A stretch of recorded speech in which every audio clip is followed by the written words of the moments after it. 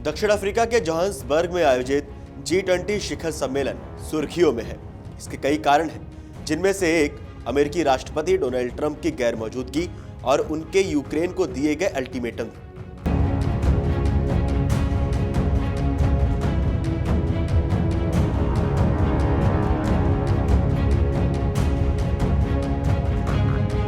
ये पहली बार था जब G20 बैठक अफ्रीका में हुई और दक्षिण अफ्रीका ने 2024 से 2025 तक इसकी अध्यक्षता की, जो ग्लोबल साउथ के लिए लगातार चौथी अध्यक्षता थी। आप सोच रहे होंगे कि ट्रंप ने इसका बहिष्कार क्यों किया, तो चलिए बताते हैं।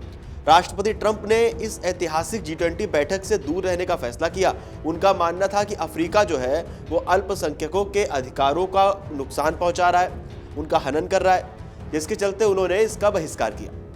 अमेरिकी बहिष्कार के बावजूद दक्षिण अफ्रीका G20 घोषणा पत्र को सर्वसम्मति से पारित कराने में सफल रहा। इस घोषणा पत्र में मुख्य रूप से क्षेत्रीय अधिग्रहण के लिए बल प्रयोग न करने, यूक्रेन सहित अन्य संघर्षों में न्याय संगत और स्थायी शांति लाने की मांग की गई। साथ ही इसमें ऋण स्थिरता, अफ्रीकी विकास और जलवायु परिवर्तन जैसे अहम मुद्दों पर भी ध्यान केंद्रित किया गया। जेलेंस्की को 27 नवंबर का अल्टीमेटम दिया गया है ट्रंप द्वारा। शिखर सम्मेलन के दौरान सबसे बड़ा मुद्दा ट्रंप की यूक्रेन के लिए 28 सूत्रीय शांति योजना रही।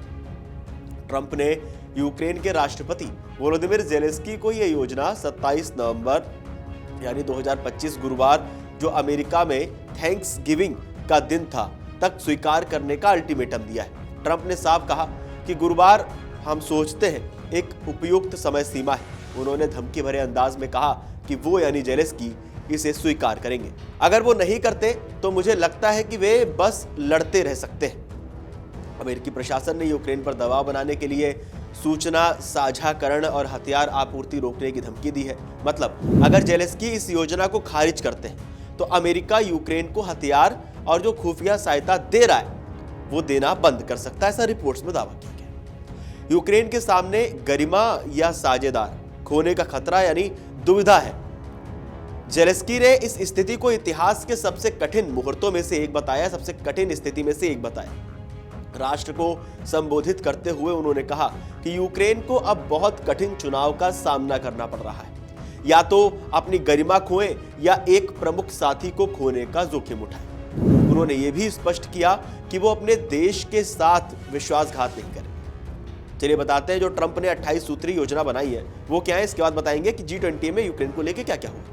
ट्रंप की इस योजना के प्रावधान यूक्रेन के लिए बेहद मुश्किल है। क्षेत्रीय नुकसान, क्रीमिया, लुहांस्क और डोनेट्स्क को रूसी क्षेत्र के रूप में मान्यता देनी होगी। सैन्य प्रतिबंध, यूक्रेनी सेना को 6 लाख सैनिकों तक सीमित किया जाएगा। नेटो यूक्रेन में सैनिकों को तैनात नहीं कर सकेगा। नेटो सदस्यता, यूक्रेन को संवैधानिक रूप से नेटो में शामिल होने से प्रतिबंधित किया जाएगा। आर्थिक लाभ, यूक्रेन को यूरोपियन संघ यानी EU सदस्यता के लिए योग्यता मिलेगी और 100 अरब डॉलर की जमी हुई रूसी संपत्ति यूक्रेन के पुनर्निर्माण के लिए उपयोग की जाएगी।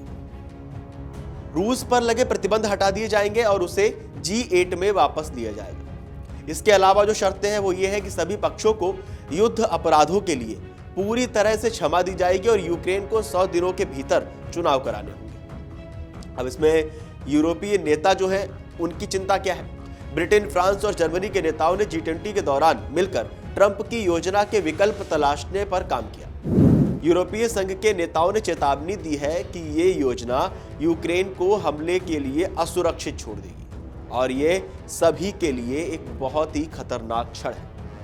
फ्रांस के राष्ट्रपति इमैनुअल मैक्रों ने स्पष्ट किया कि जो दांव पर है वो है यूक्रेनी संप्रभुता और यूरोपीय सुरक्षा। यूरोपीय नेताओं ने सीमाओं को बलपूर्वक न बदलने की बात को दोहराया है। अगर इसको हम संक्षेप में कहें, संक्षेप में समझें तो G20 शिखर सम्मेलन में अमेरिका की अनुपस्थिति के बावजूद ट्रंप की विवादास्पद शांति योजना वैश्विक चर्चा पर हावी रही। यूरोपीय और यूक्रेनी नेतृत्व दोनों ही इस योजना के खिलाफ है, जबकि ट्रंप ने 27 नवंबर की समय सीमा तक यूक्रेन को स्वीकार करने का कड़ा दबाव बनाया है। अस्वीकृति की स्थिति में यूक्रेन को अमेरिकी हथियार और खुफिया सहायता खोने का जोखिम भी उठाना पड़ सकता है। आप लोगों को क्या लगता है, ट्रंप की ये 28 सूत्री जो मांग है इसको लेकर यूरोपीय नेताओं की जो चिंताएं है उसको लेकर क्या रूस यूक्रेन का युद्ध अब थम सकता है? हमें कमेंट करके बताएं और देश और दुनिया की तमाम बड़ी खबरें जानने के लिए देखते रहिए अमर उजाला। अगर आप ये वीडियो YouTube पर देख रहे हैं तो हमारे चैनल को सब्सक्राइब कर बेल आइकन दबाएं और Facebook पर देख रहे हैं तो हमारे पेज को लाइक करें।